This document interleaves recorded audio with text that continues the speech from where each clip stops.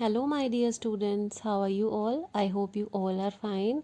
So today in this video we are going to study the chapter 17 stars and the solar system of your 8th class science book. सबसे first इसमें हम defines को देखेंगे. First define आप इसमें देख रहे हैं celestial objects.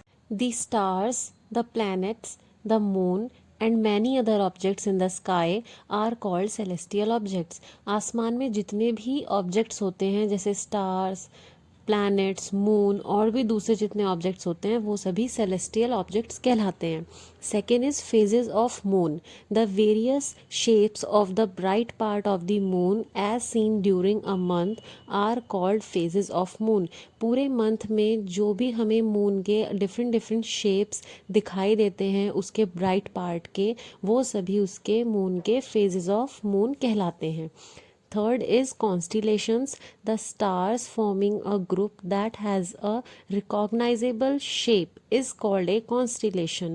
Stars का ऐसा ग्रुप होता है जो कि किसी एक शेप को बनाता है मिलकर, तो वो उसको कॉन्स्टिलेशन बोलते हैं. Fourth is orbit. A planet has a definite path in which it revolves around the sun. This path is called an orbit. जो भी planet होते हैं उनका रिवोल्यूशन करने का एक डेफिनेट पाथ होता है जिस पाथ पर वो सन के चारों तरफ चक्कर लगाते हैं, तो वही पाथ उनका ऑर्बिट कहलाता है. नेक्स्ट अब हम इसमें कुछ क्वेश्चन आंसर्स को देखेंगे. सो फर्स्ट क्वेश्चन यहाँ पर आप देख रहे हैं, which is the brightest planet in the night sky. रात के समय में सबसे ब्राइटेस्ट प्लैनेट हमें कौन सा दिखता है? Answer is Venus. Second question is what is the direction of movement of stars in the sky. आसमान में जो स्टार्स की मूवमेंट होती है वो किस डायरेक्शन की तरफ होती है? Stars appears to move from east to waste.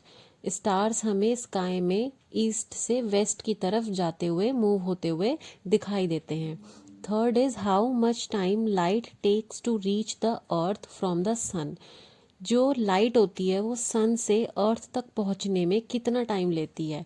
वो टाइम लेती है 8 minutes and 20 seconds. Fourth is why we can not hear our voice on moon. Moon पर हम अपनी आवाज़ को क्यों नहीं सुन सकते? Answer is the moon has no atmosphere and sound requires medium to travel. Moon पर किसी भी तरह का कोई एटमॉस्फेयर नहीं है और साउंड को ट्रैवल करने के लिए किसी मीडियम की ज़रूरत होती है, इसीलिए हमें मून पर अपनी वॉइस सुनाई नहीं देती. Fifth is what are comets. Comets क्या होते हैं? Comets are cosmic snowballs of frozen gases, rock and dust that orbit the sun. Comets ऐसे कॉस्मिक स्नोबॉल्स होते हैं जो कि जमी हुई गैसों से बने होते हैं, रॉक्स से मिलकर बने होते हैं और डस्ट से मिलकर बने होते हैं, जो कि सन के चारों ओर चक्कर लगाते हैं.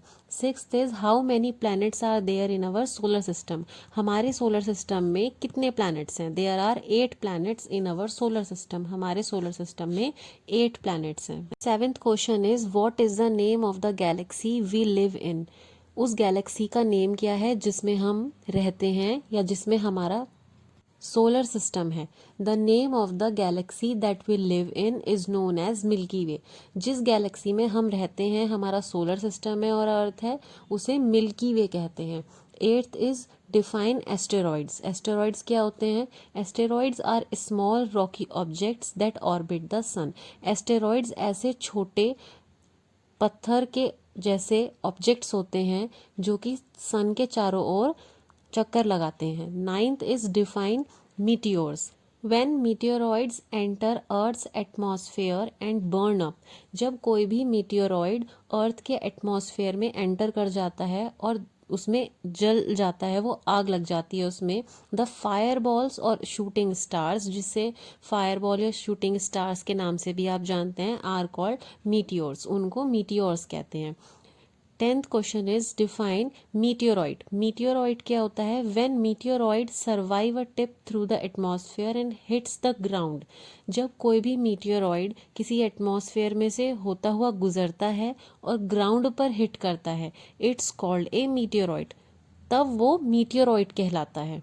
सो स्टूडेंट्स, आई होप आपको इस वीडियो की हेल्प से ये वर्कशीट अच्छे से समझ में आई होगी। Thank you so much.